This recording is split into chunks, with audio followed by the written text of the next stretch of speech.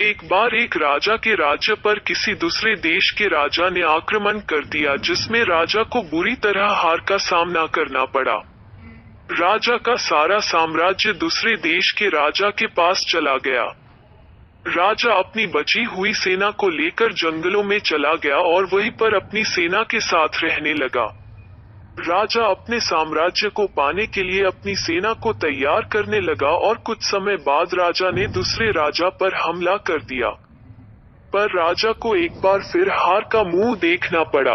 राजा ने एक के बाद एक कई आक्रमण किए, पर वो सफल नहीं हो सका। राजा पूरी तरह निराश हो चुका था। राजा यह मान बैठा था कि उसे उसका साम्राज्य वापस कभी नहीं मिलेगा। एक दिन राजा एक पेड़ के नीचे बैठा आराम कर रहा था।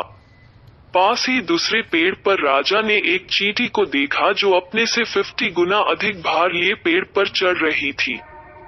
राजा ने देखा चींटी जैसे ही बाकी चींटियों के झुंड के पास आती वो गिर पड़ती। चींटी बार बार पेड़ पर चढ़ने का प्रयास करती, पर वो सफल नहीं हो पाती। अंत में वो पेड़ पर चढ़ने में कामयाब हो ही गई और बाकी चींटियों के समूह तक जा पहुंची। राजा बड़ी ही एकाग्रता के साथ यह सब देख रहा था।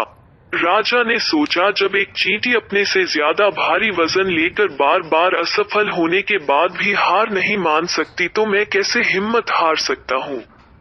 राजा ने पूरे जोश के साथ एक बार फिर दूसरे राजा पर आक्रमण किया और उसे सफलता भी मिली। राजा को उसका खोया हुआ सम्मान और साम्राज्य मिल चुका था। मित्रों, हम भी कभी कभी ऐसा ही करते हैं।